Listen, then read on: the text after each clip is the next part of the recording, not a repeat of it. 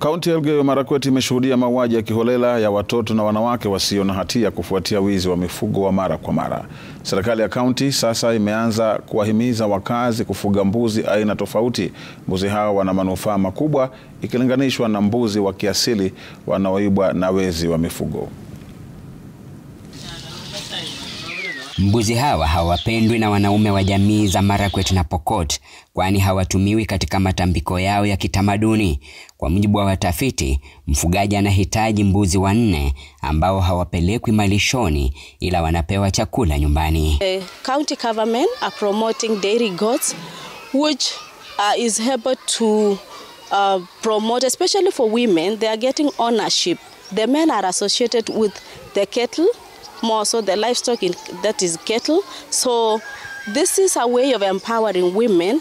Kwa mambo ya security, hawa ndio tungependa kuwafuga zaidi, kwa sababu tunawafuga wakiwa nyumbani tu hapa, na kazi yao ni rahisi, kufuga ni rahisi, kwa sababu ukiwaona pale ni wachache. Ukiwaanda ukitafutia wao nyasi unapata tu unakula, unawalisha pandei. Wafugaji eneo hili wamekumbatia ufugaji wa mbuzi wa kisasa. Shukuru sana watu wa Kesab, maana walikuja kutusaidia na hao mbuzi. Na pia tumebaitika kwa hao mbuzi kwa kupata maziwa.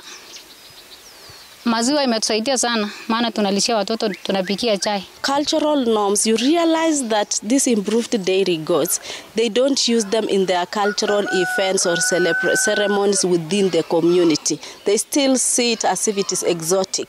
Maziwa ya mbuzi hawa yana manufaa kwa afya ya binadamu na bei yake ni mara 3 zaidi ikilinganishwa na maziwa ya ng'ombe. Maana hii mbuzi inasaa haraka. Nasapata mwenye anasasa twins ama triple, na ni expensive sana. Ukiuza unapata pesa mingi, ile unaweza kusomeshia watoto wako. Dairy goat milk is fetching a lot of money.